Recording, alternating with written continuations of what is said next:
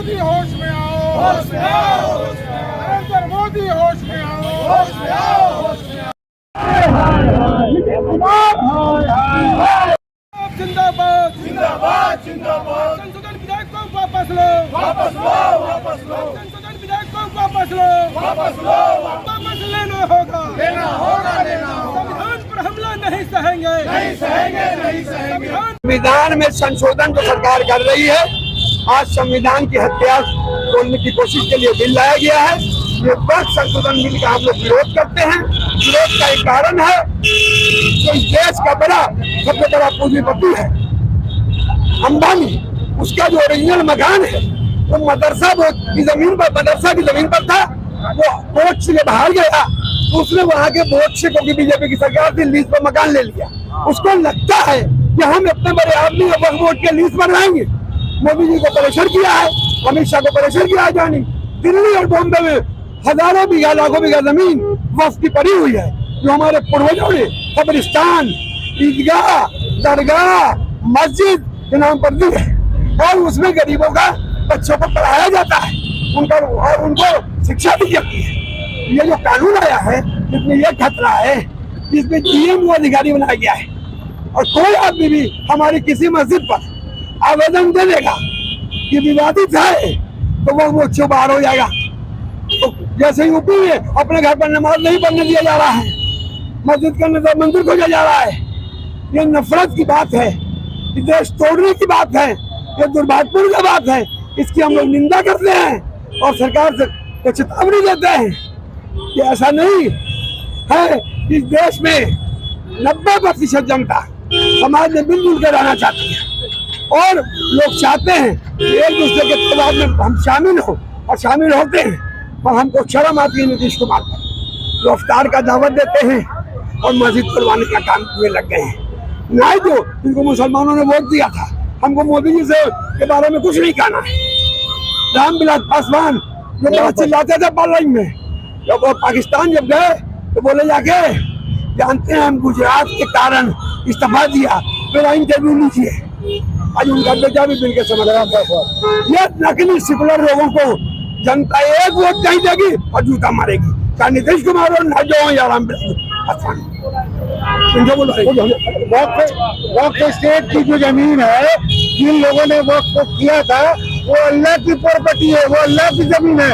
और जिन लोगों ने अल्लाह की जमीन को हड़पने की कोशिश किया, वो रिश्ता नाबूद हो जाएंगे, उनका नामो निशान तक मिट जाएगा। अल्लाह के लाठी में आवाज नहीं होती है, लेकिन उनकी मार इतनी खतरनाक होती है कि बड़े बड़े साहिबजादे से लेकर तक खत्म हो गए और भस्म हो गए। इसी तरह अगर इस बिल को वापस नहीं लिया गया तो ये लोग सब राख हो जाएंगे, सब खाक हो जाएंगे। देश की संसद में वक्फ संशोधन विधेयक लाया गया है। ये देश के लिए आज एक काला दिन। भारतीय जनता पार्टी जब भी किसी राज्य में चुनाव होता है, तो चुनाव से पहले वो बिल्कुल एक राजनीतिक ध्रुवीकरण के लिए इस तरीके के प्रोपेगेंडा को सामने लेकर आती है। लेकिन इस बिल के जरिए भारतीय जनता पार्टी 3-4 जगह और भी निशाने लगा रही है। एक तो बिहार में चुनाव होने वाला है, भारतीय जनता पार्टी के पास अपना किया हुआ कोई ऐसा काम नहीं है, इस काम के पुत्र चुनाव में वोट मांग सकते हैं। वो एक तो ध्रुवीकरण का उनका जो टारगेट रहता है, वो ध्रुवीकरण करते हैं। दूसरा बात है तो बिहार में उनको अपने सहयोगियों को सटाना है। भारतीय जनता पार्टी इस बात को बखूबी जानती है कि मुझे देश का अल्पसंख्यक समुदाय वोट नहीं करता है, चाहे जो भी अल्पसंख्यक समुदाय हो, वो बीजेपी को वोट नहीं करता है।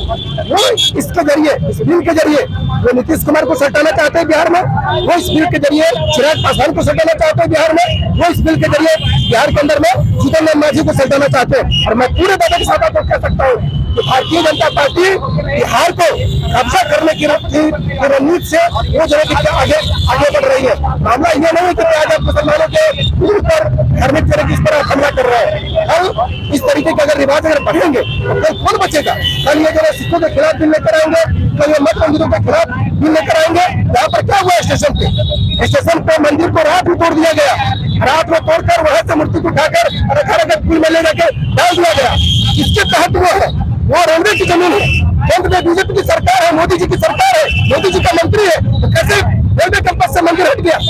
ये लोग किसी के नहीं है, ये लोग न हिंदू के हैं, न मुसलमान के है, न सिख के है, न ईसाई के है, किसी का नहीं है। उनको सिर्फ अपनी कुर्सी चाहिए, उनको सिर्फ अपना गद्दी चाहिए। और सबसे बड़ी बात है कि जिस तरीके से हम लोग माने राम मंदिर में ट्रस्ट बोर्ड बना हुआ है, 15 लोग उस कमेटी में है और उस कमेटी में ये बात लिखी गई है कि उसमें हिंदू ही रहेगा। यहाँ तक कि उसमें जो फैजाबाद के जिलाधिकारी को जो रहना है तो उसमें लिख दिया गया है कि अगर फैजाबाद का कोई जिलाधिकारी अगर वो हिंदू अगर नहीं होगा तो इस बोर्ड में शामिल नहीं होगा।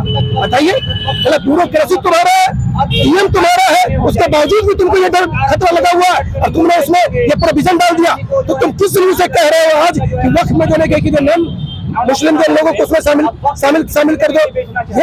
ये तुकी बात है। और जान रहिए ये बिल, इस बिल के खिलाफ पूरा देश लड़ेगा। ये बिल यहीं पर जो लेके किसका विरोध नहीं रुकेगा, ये लड़ाई चलेगी। और जान रहिए आने वाले विधानसभा चुनाव में सबसे ज्यादा जवाब नीतीश जी को देना पड़ेगा, सबसे ज्यादा चिराग पासवान को जवाब देना है और जीतन राम मांझी को जवाब देना है, क्योंकि इनके कंधों पर सवार होकर भारतीय जनता पार्टी ने इस बिल को जो है पारित किया है, जिसको देश कभी नहीं जो है भूलेगा, कतई माफ नहीं करेगा।